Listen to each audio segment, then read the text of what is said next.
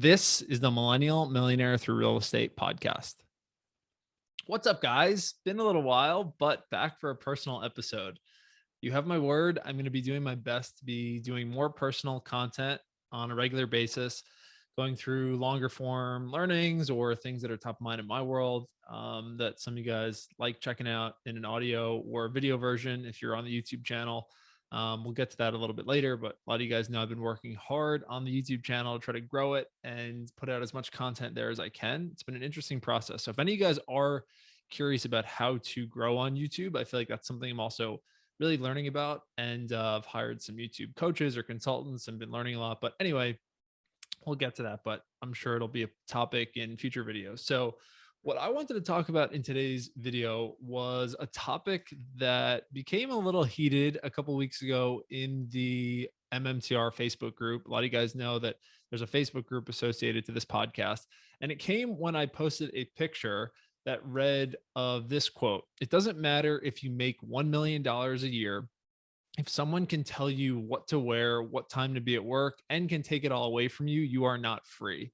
And it stirred a lot of questions, comments, a lot of positive, but a lot of, I would say, also like devil's advocate comments and questions against it, which I always encourage and think is cool, especially if it's done in a respectful way. But I was looking at the comments more, and actually a friend of mine and one of my former business coaches, actually Tyler Pazik, recommended that I make a podcast episode kind of just debating this topic and talking about why I posted it, what the motivation was, and like if I really believe that or if it was something else. So ultimately, this evoked a strong emotion, I think, for a lot of reasons. But I first heard this topic discussed on a podcast with Tim Ferriss and Naval Ravikant. If you guys don't know him, we'll link his stuff in the show notes. But he is an entrepreneur, an angel investor, and I would say at this point a philosopher. He's got so much amazing content. Crazy Twitter, crazy, like just podcast kind of guru. And when you hear him once, you understand why. He's very bright and he's done so many cool things.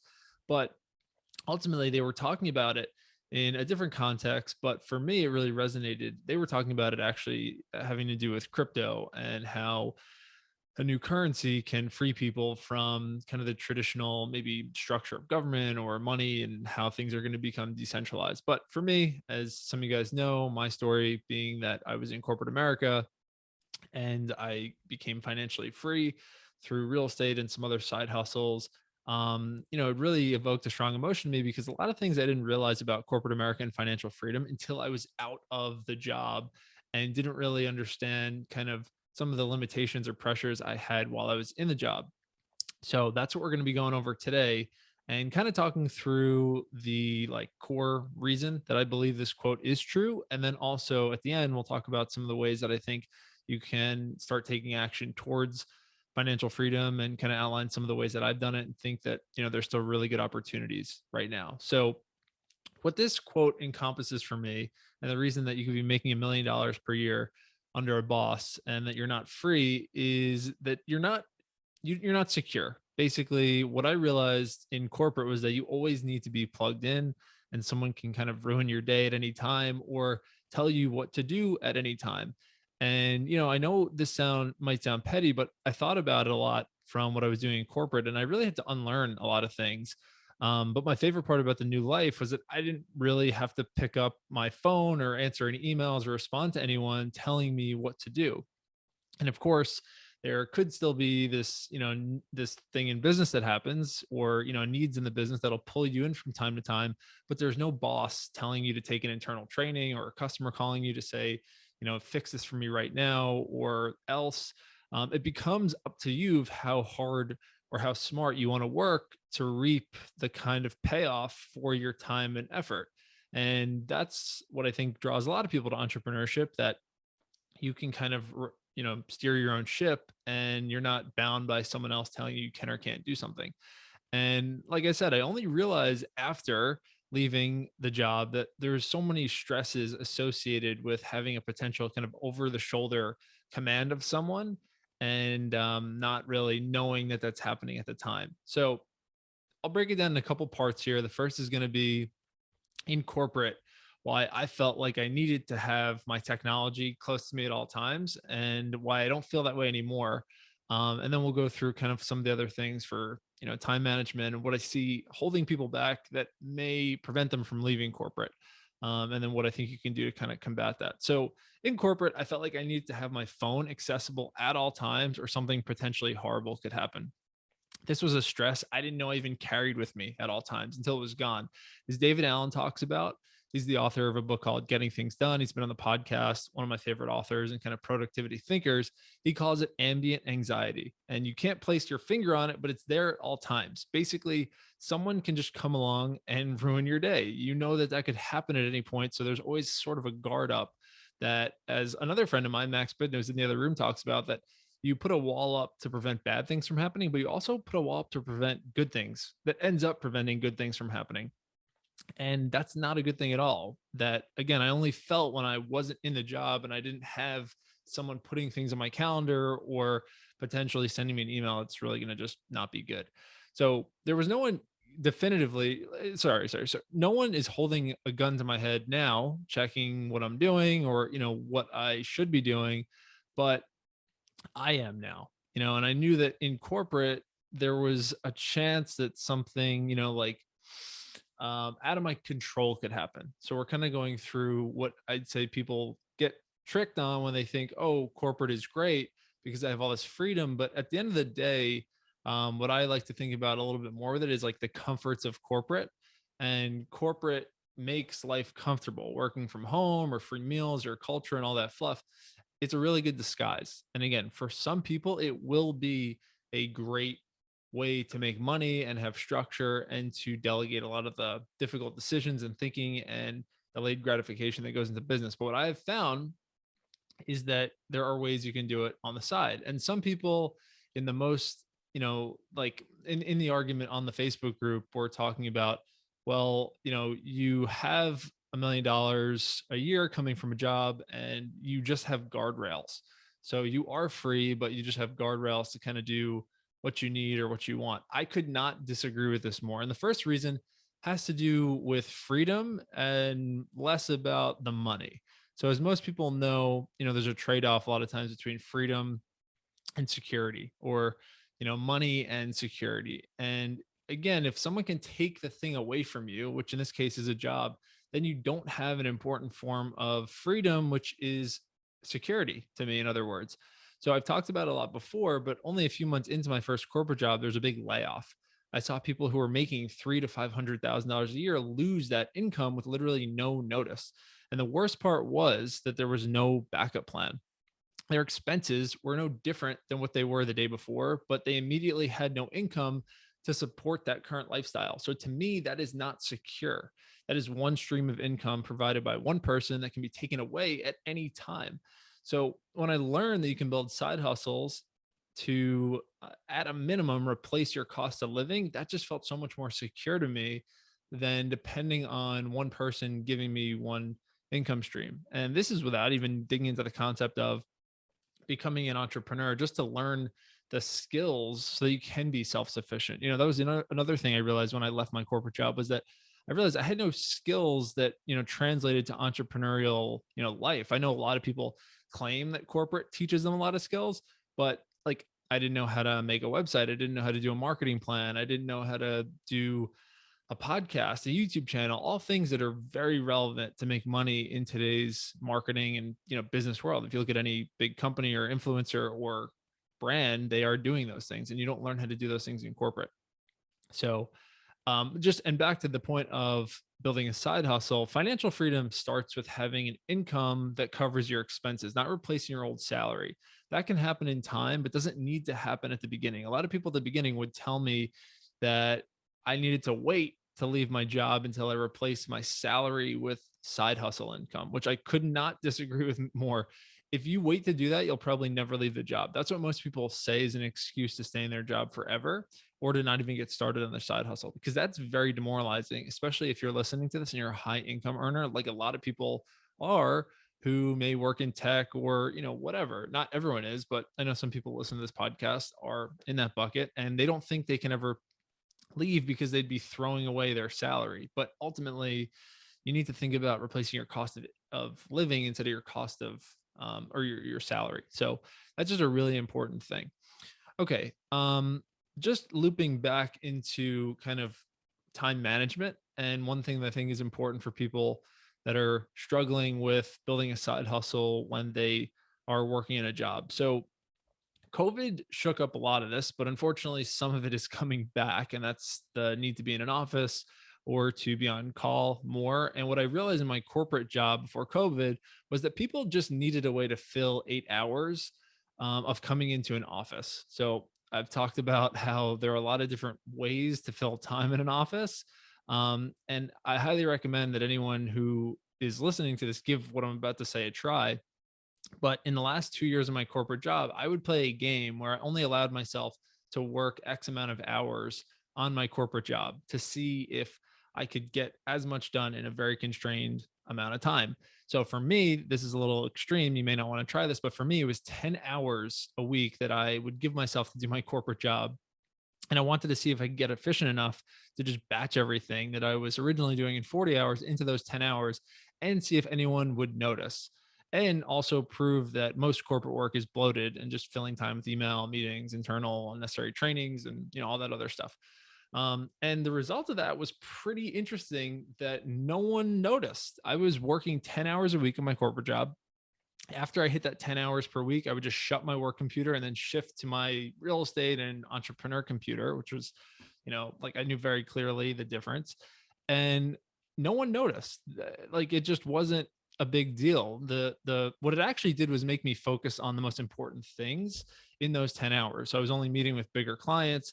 I was only meeting with bigger partners. I was training people that were under me to help kind of pull their weight a little more and drive more for the team. So I actually was developing what I would say is better skills. And that's why I like to recommend this people to do this exercise, because you may not be able to do everything in a much shorter period of time, but what you might do is figure out the highly leveraged activities that you can then start doing more of. And even if you cut the amount of time you were focusing on your W-2 in half, that's 50% more time that then you could focus on your side hustle to build additional streams of income. And that's what really happened for me as I went down to 10 hours.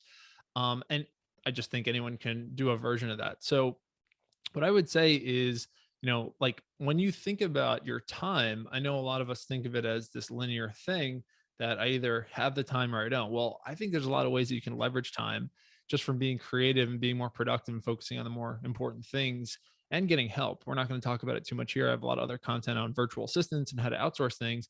But ultimately, if you start getting help with things that you were doing yourself before so that you can be freed up to work on other important things, that can make you that much more productive and make you that much more money.